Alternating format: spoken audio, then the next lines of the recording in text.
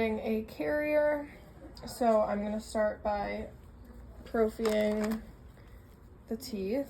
So you would just dip into your prophy, and then you're going to do whatever teeth that you're bonding to really good. Make sure there's no plaque on the teeth. Same thing on both sides. You would rinse that off really well, and then you're going to grab your ruler to measure for the carrier. So you're going to take this blue strip, that's going to go right to the buccal groove, and then you're going to see which dot the middle of the cuspid is on, and then that'll be your size. So if I line this up, the middle is about a 27. So we have our carrier right here, and you would have the bib on. So I'm going to take my bracket holder.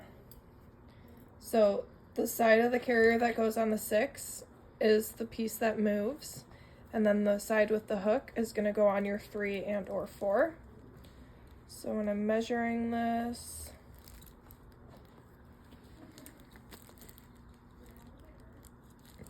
there's a line on the occlusal that's going to go right in the buccal groove. So when you're lining it up, you want to make sure that's there, and then you want to make sure that the pad hugs the tooth. I think we need a bigger size, actually. It's more like for training purposes, we're going to go with a 27 today. But it typically will sit on the 3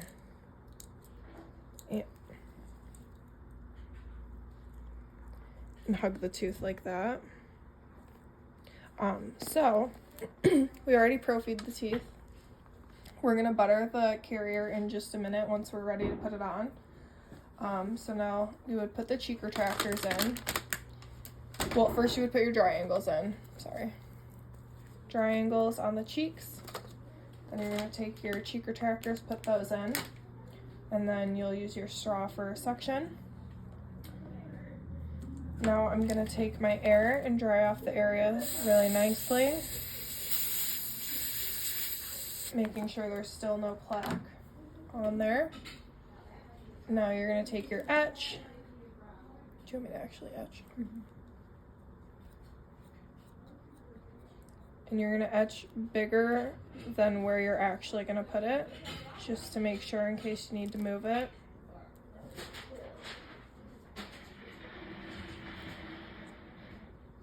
And then you're going to let that sit for about 30 seconds. 30 seconds is singing happy birthday 3 times in your head. Okay. And now you're going to rinse this off after 30 seconds, of course.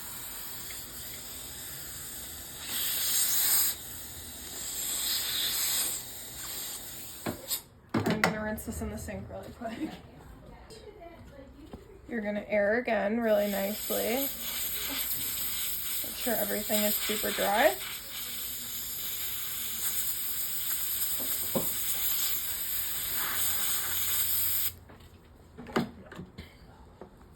Then you're going to take a drop of your Assure Plus and your micro brush. I like to tap the excess off, and then you'll kind of dab it on the tooth.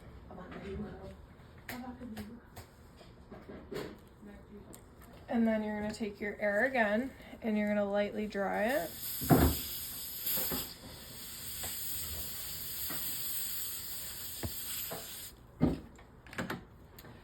An extra step is you can take your light and tack the Assure.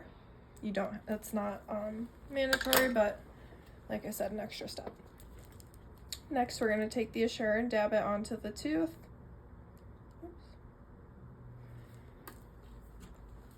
And then you're gonna air. It's kind of hard to do that angle like that. And we're gonna Assure and dry 2 times.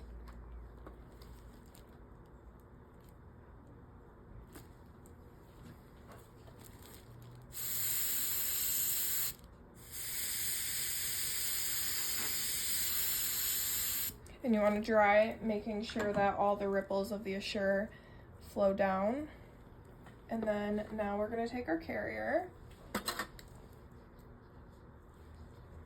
And this is when we're going to butter it. So you'll take a little bit extra than you would typically do. And then you're going to take your spatula.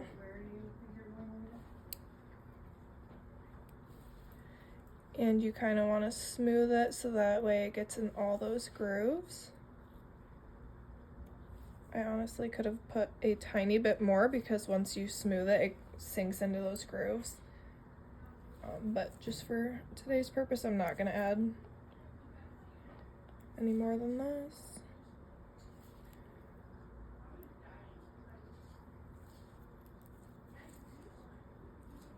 Okay. So now we're going to take the carrier, and I like to place it on the tooth, and then I'll take my scaler with the pusher, and I like to just push it into the tooth to make sure it's on there. And you're going to clean up a little bit of excess.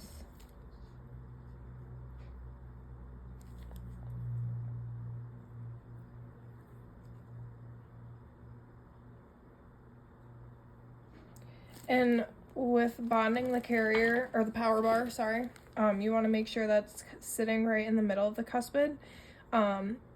When you bond it higher up like that, you're going to erupt that canine a little bit more.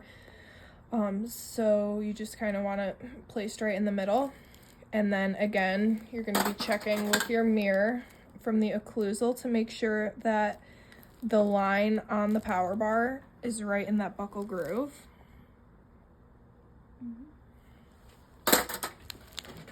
And now we are going to go ahead and cure that.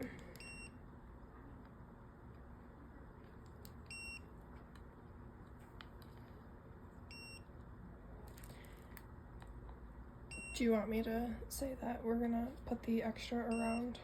No. You kind of say, like, if you notice any part of it that's not sitting flush to the tooth, we're going to add a little extra composite. Okay, and then I'll just do an example. Yeah. Of how to.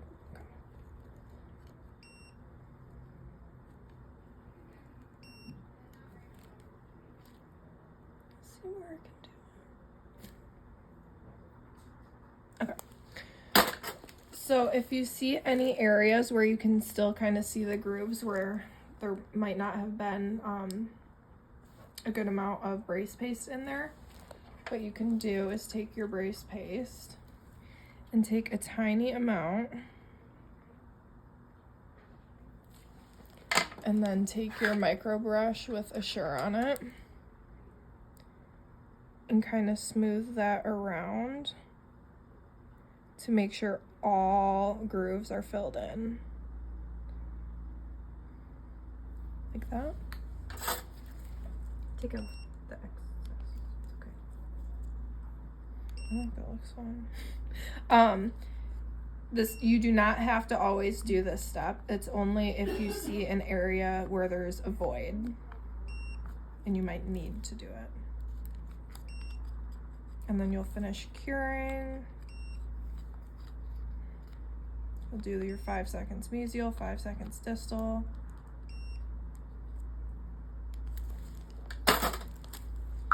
Then you have the top of your carrier bonded. Next, you will bond the button to the lower 6.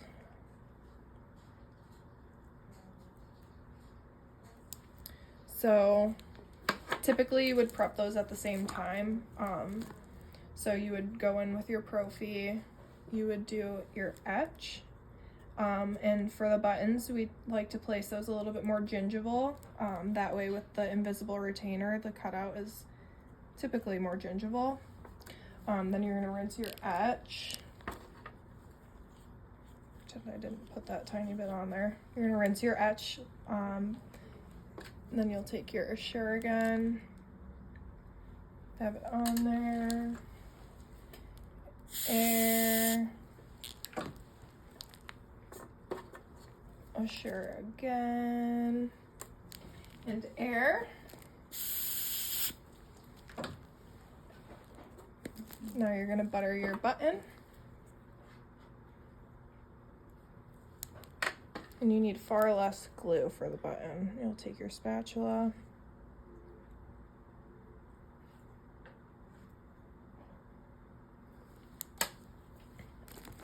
And you're going to bond this one with the pad so that the hook is gingival.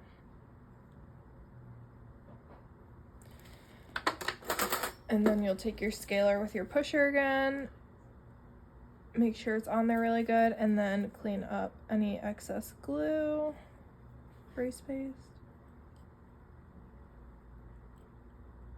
And then make sure it is in a good position. Typically the best way to bond this is with the lower retainer in to make sure that that fits really nicely in the cutout. And then once you have it on there, you'll cure it.